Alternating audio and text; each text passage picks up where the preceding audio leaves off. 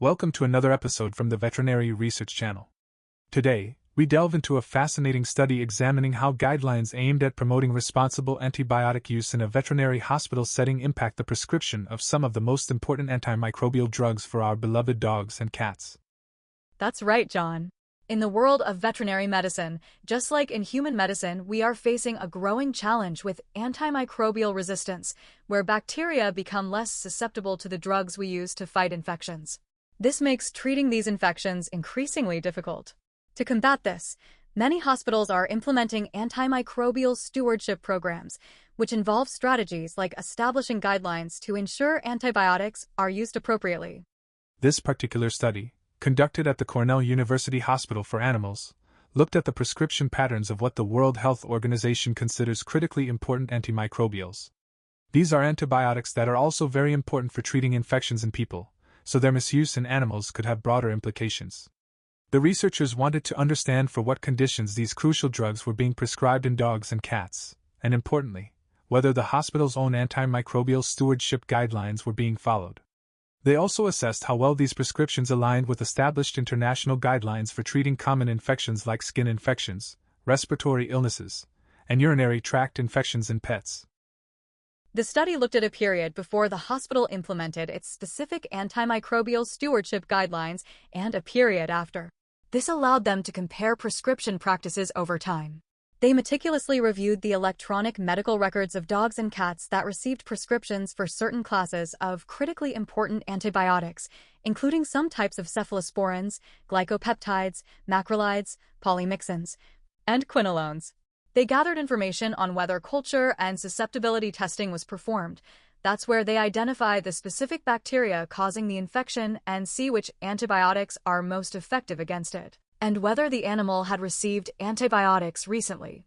After analyzing a large number of cases, the researchers found that in both dogs and cats that received at least one of these critically important antibiotics, fluoroquinolones were the most frequently prescribed class.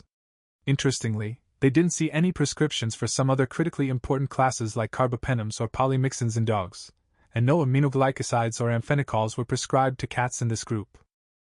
When they looked at the reasons for prescribing these antibiotics, they found that gastrointestinal issues and respiratory tract problems were the most common reasons overall. However, there were differences between dogs and cats. In dogs, respiratory and gastrointestinal problems, along with skin and reproductive tract issues, were most frequent. In cats, urinary tract infections, followed by gastrointestinal and respiratory problems, and ear, eye, nose, and throat disorders were the leading reasons. One of the key aspects of responsible antibiotic use is performing bacterial culture and susceptibility testing to guide treatment decisions. The study found that this testing was done in just over half of the cases overall, with a slightly higher percentage in dogs compared to cats. When they looked at the types of samples being submitted, urine, skin, and blood were the most common. Importantly, they found that bacterial culture and susceptibility testing was performed more frequently after the hospital's antimicrobial stewardship guidelines were introduced. And what about the bacteria they found? Well, in a significant number of the samples where bacteria grew, the researchers identified antimicrobial resistance, meaning the bacteria were not killed by certain antibiotics. In some cases, they even found multi-drug-resistant organisms, which are resistant to multiple classes of antibiotics. Now, let's get to the crucial part. How well did the antibiotic prescriptions align with established guidelines? The researchers assessed adherence to both the International Society for Companion Animal Infectious Diseases guidelines and the hospital's own new guidelines for common infections. For respiratory diseases, they looked separately at upper respiratory infections and aspiration pneumonia. They found poor adherence to published guidelines for upper respiratory infections, mainly because doxycycline, which is often recommended as a first-line treatment, wasn't used. The treatment duration was often incorrect, and sometimes antibiotics were prescribed even when signs like fever or lethargy were absent. For aspiration pneumonia, adherence to the hospital's guidelines was better, but most cases did not follow the published guidelines, often because culture and susceptibility testing wasn't performed. The wrong antibiotics were chosen, or not enough diagnostic tests were done. Interestingly, the few cases of pyonthorax, a serious infection in the chest cavity, did adhere to both sets of guidelines. Looking at urinary tract infections, They again saw varying levels of adherence depending on the specific condition. For pyelonephritis, a kidney infection, most cases followed the hospital's guidelines but almost none adhered to the published guidelines, primarily due to a lack of blood cultures or samples directly from the kidney.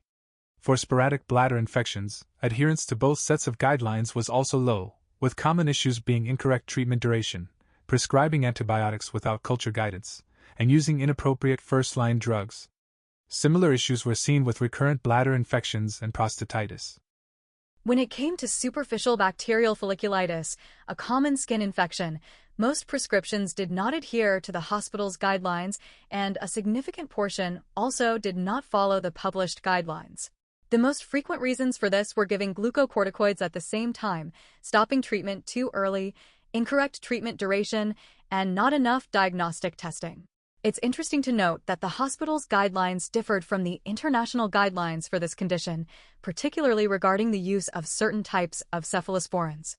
After the hospital's antimicrobial stewardship guidelines were implemented, the study found no significant changes in the percentage of confirmed infections, the frequency of positive cultures, or the prevalence of antimicrobial resistance or multidrug resistance. While there was an increase in the frequency of culture and susceptibility testing being performed, the overall adherence to published guidelines remained low. The researchers did find that in the period after the guidelines were introduced, around 58% of cases adhered to the institutional guidelines, while about 42% did not. The most common reasons for not following the institutional guidelines were failure to submit samples for bacterial culture and susceptibility testing, and using a higher-tier antibiotic when a lower-tier drug might have been suitable. In a small number of cases, the required restricted access form for certain powerful antibiotics wasn't completed. In their discussion, the authors pointed out that the overall compliance with prescribing guidelines in this study was actually lower than in some previous research looking at antibiotic use in emergency and critical care settings. They suggest that this might be because this study focused specifically on animals treated with critically important antibiotics. They also acknowledge that financial limitations for pet owners could have played a role in limiting the submission of samples for culture and susceptibility testing. They also highlighted that while respiratory and gastrointestinal issues were common reasons for prescribing these important antibiotics, culture and susceptibility testing for gastrointestinal problems was quite limited.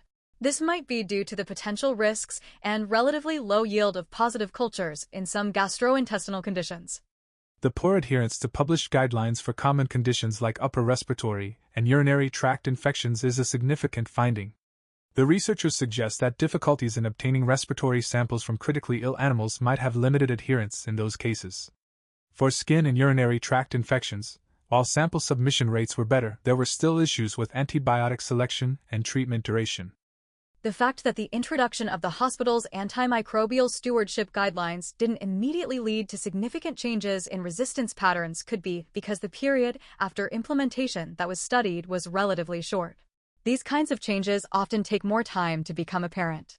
However, the increased rate of culture and susceptibility testing after the guidelines were introduced is a positive sign. The study underscores the ongoing need for education and better implementation and monitoring of antibiotic prescribing guidelines in veterinary hospitals. The researchers suggest that strategies like regular review of adherence, requiring pre-authorization for certain antibiotics, and integrating education on stewardship programs into hospital training could be beneficial. They also acknowledge some limitations of their study, such as relying on electronic medical records, which can sometimes have missing information, and focusing only on critically important antibiotics, which means they didn't get a complete picture of all antibiotic use.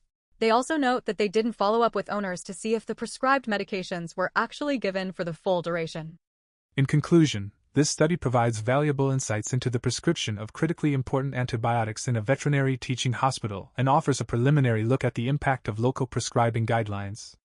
While adherence to both local and international guidelines was limited, the study highlights key areas where improvements can be made to promote more responsible antibiotic use and ultimately help combat the threat of antimicrobial resistance in veterinary medicine. That's a crucial message for all of us involved in animal care. Indeed, Alice. It's about ensuring we use these vital medications wisely to protect the health of our animals and the broader community.